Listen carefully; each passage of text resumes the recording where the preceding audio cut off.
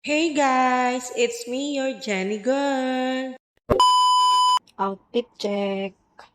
Ano yan? Idol mo to. Shirt. Last year pa to. Ngayon ko lang nasuot. Yan ang ating outfit for today's video. Samahan nyo ko. Saan nga ba ako pupunta? Abangan. Siyempre, ayan yung shoes ko. Ready na. Alam nyo na. Ito. Step 5, pirma niya. Janine King. Tapos, idol mo to, syempre. Love Royano. Tapos, sa kabila, Moto 16 at si Windy.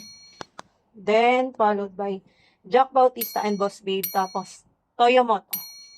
Yan, di ba? Evo All-Star Girls. Then, ito naman yung bracelet ko. Wow! May design siya na Idol Moto. Di ba? Suot ko yan. Ready na. Bye, guys! A few moments later. Init, Diyos ko. Ayan na nga pala, dumating ako sa place. Sa SM by the Bay, MOA Seaside. Grabe yung init pagdating ko, para akong piniprito, Diyos ko. Tumakbo na nga ako ng mga time na to. Nandito na sila, idol. Piling ko na. Ang init. Ano sila? At ayun, nakita ko ang dalawang baby ni Idol, which is si Thor at si Fort. Syempre, ang saya-saya ko. Grabe ang pogi nila, oh. Grabe. Gusto ko din magkaroon nito. Ito si Thor, tsaka si Fort. Ayan, sasakyan ni Idol. Meanwhile. Tapos ayan, dito nga pala yung registration booth. Kung gusto mo mag-test drive gamit yung Yamaha Sniper nila. Ang kagandahan, libre lang yun basta mag-register ka. Tapos ayan, meron din silang monitoring booth kung saan doon makikita yung mga screen at sound system. Tapos meron din silang briefing booth, which is bago ka mag-test ride ay doon ka muna pupunta para i-briefing. Tapos dito naman yung preparation booth. Nandito yung mga riding gears na pwede nilang gamitin. At ito na nga yung nakita ko si Idol Moto. Kaso ayun, hindi ako agad lumapit sa kanya. Kasi nakita ko na nagbo-vlog siya. Or may camera na naka-video sa kanya. Ayan, tingnan nyo naman ang ating Idol Moto. Napakasipag talaga.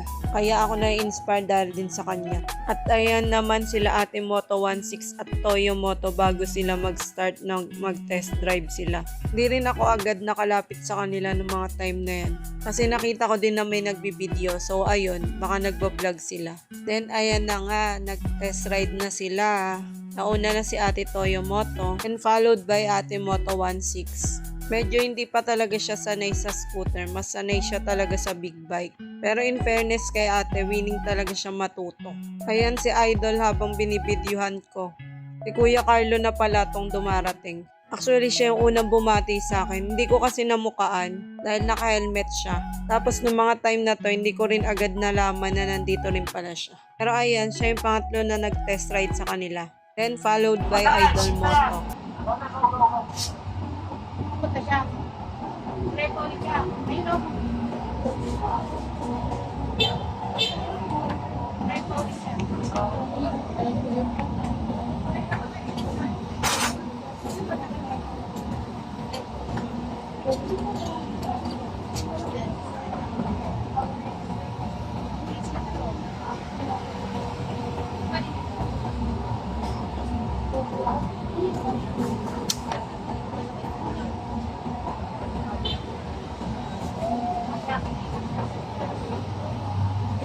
Hangin naman ito.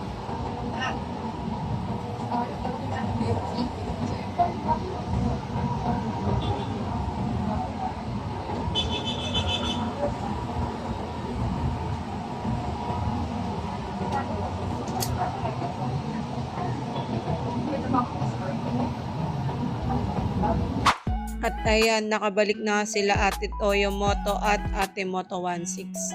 Tapos ayan naman si Idol bago siya mag-test ride. At ayan nga pala yung field kung saan sila nagte-test ride. Grabe, sobrang init ng mga time na to. Pero si Idol for the go pa rin eh. Ang galing-galing niya, bumabanking pa oh. Kung nakita nyo lang, grabe. Lalo kong hinangaan si Idol dito. Noong mga time na to, parang gusto ko na talaga matuto magmotor. Gusto ko din sana mag-test ride kaso hindi pa ako marunong sa may clutch. Bala ko palang mag-enroll or mag-training sa mga driving school.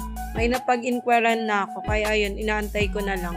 Abangan nyo na lang soon. Malay nyo next time makasama na ako sa ride nila Idol. Manifesting. Medyo busy pa lang talaga ngayon. Pero sana soon. Yun lang naman. Maraming salamat sa panonood.